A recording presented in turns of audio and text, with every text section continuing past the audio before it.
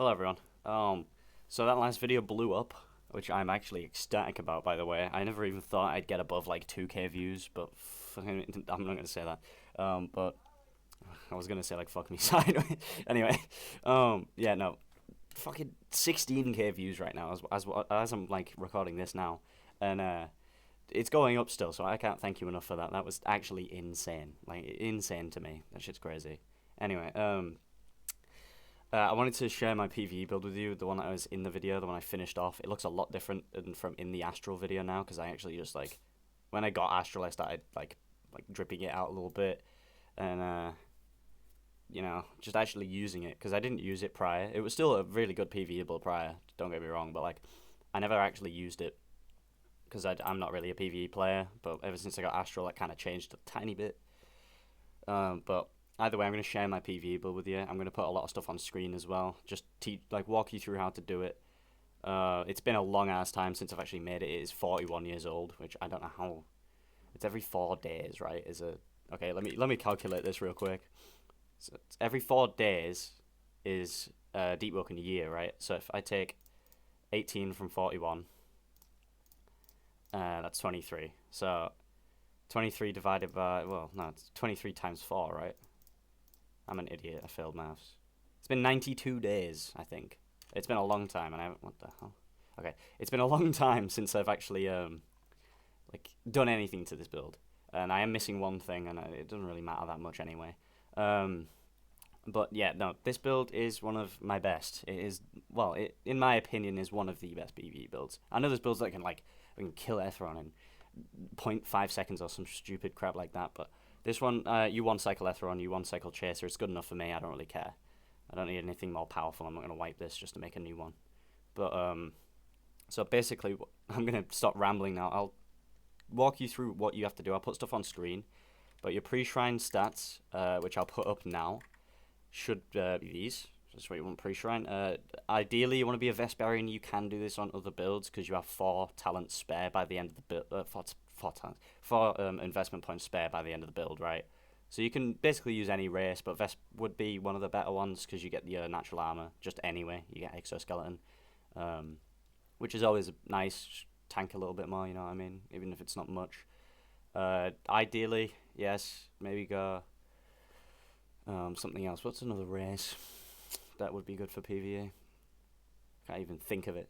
Ganymed, maybe, if you want to get like less shrine stuff, like shrine costs, but you know, it's just up to you what race you use. It doesn't really matter. You don't need a Vesperian, it's not required. You can use whatever you want. But that was a nasty voice crack anyway. So for talents, or for stat order actually, we'll do stat order first. So what you want to do, I wrote this down earlier. You want to go 25 willpower first, and get your Conquer Your Fears or whatever the hell you get from that. I can't actually think right now. Why would you get 25 willpower? I don't know. Either way. You get your 25 willpower first, then you get 50 Thunder for static withdraw, which, let me find static withdraw talents. It's somewhere. There we go. We got Jumpstart, these. You want to get these ones, which are 35. You get static withdraw and Raging Static, which are very good. They give you a damage bonus of 20%, and then you get another 10% damage from Jumpstart. I don't know if they stack or not, but either way, 20% is nice. Yeah, and that's what you do with Thunder, basically. It's all you really need from Thunder, and this is pre-shrine still. So yeah, take your static withdraw, get that talent, it's good. You don't need any Thunder Mantras to, well, you can get a Thunder Mantra to train it if you wish, but either way, just get rid of it later, you know what I mean? I think I actually have a Thunder Mantra on me. I do indeed, yes. I trained Thunder with Lightning Beam. You can use whatever you want. But yeah, go for these ones. The self-shocker talents. I don't know what the mystic is for it. There it is. I'm a self-starter if you want to do the mystic for these. Yeah, that's that. And then after call, you want to go for like another 15 willpower. So get yourself up to 40 willpower. For Ada Scream, I believe this is what this is for. You go kill Kaido, whatever power you're at this point, and take Ada Scream.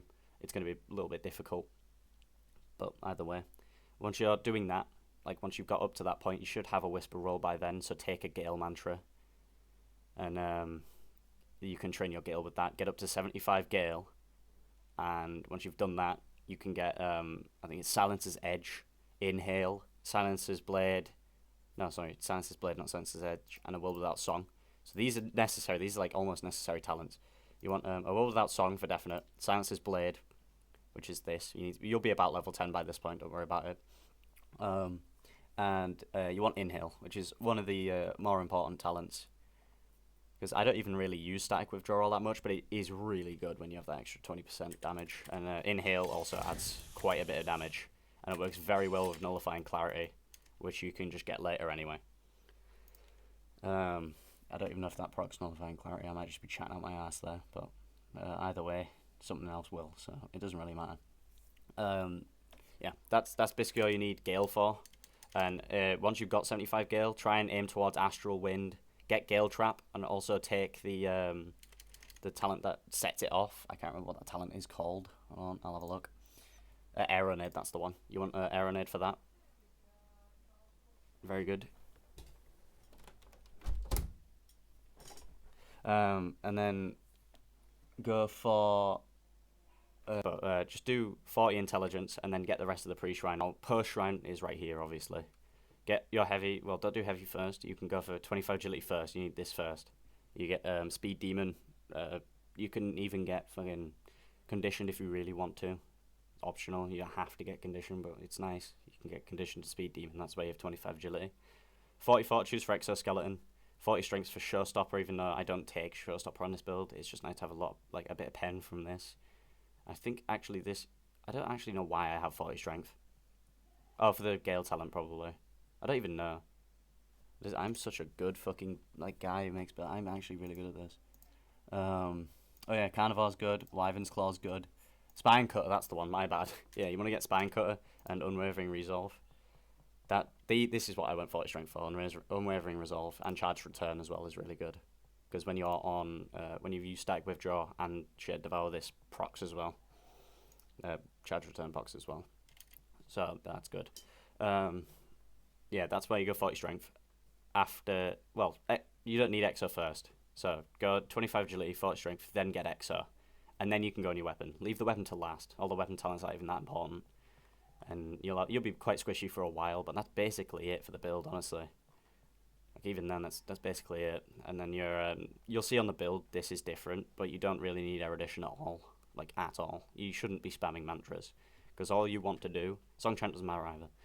All you want to do is literally just fucking Warden's Blades, Inhale Astral Wind, attack, and even then you want to be using Static Withdraw and Shade Devour, and that's it. That's all you want to do. And if your Astral Wind is on cooldown, literally just Inhale Wind Passage, which I failed to do, but you can still just Inhale Wind Passage. That's literally that. That's all it is. There's a crimson thing there. Anyway, yeah. These are the mantras you want to aim for. Put them up on screen. But you want Warden's Blades, Astral Wind, Gale Trap, Tornado, Gale Lunge, Wind Passage, Shade Devour, and Static Withdraw. Doesn't really count as a mantra, but just get it anyway. Yeah, but that's basically a quick rundown of the build that I have. That's it, honestly. It is kind of difficult to make. I wouldn't recommend going deep bound with it. That's why I didn't, because it's kind of a fucking nightmare. But if you want to do deep bound, just make sure you get a Battle Axe with the Providence Thorns on it beforehand.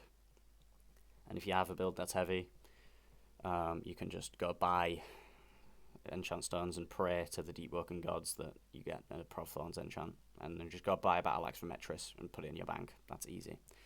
And that just makes deep bound a hell of a lot easier. But yeah, that is basically it. That's all this PVE build is. It's pretty difficult to make, I won't lie, but it is one of the better ones. I wouldn't say it's crap, and I'm definitely not making any new ones anytime soon. In terms of killing things, I've already said this. You just one cycle Chaser and Etheron. If you do Chaser right, you'll one cycle him. But I always end up two cycling him. I know it's possible to one cycle him though, because I've done it before, to the point where you can just grip him. You can just grip Chaser normally, like Reaper him or something. Oh, and Bell, go, that's not what I pressed. Bell, you want crazy slots. I've got the crap crazy slots variant, but you want to go for the heavy crazy slots, obviously. Even get it corrupted, that would help. The great axe is what you want to go for. That shit is insane. That is really good. Incredible.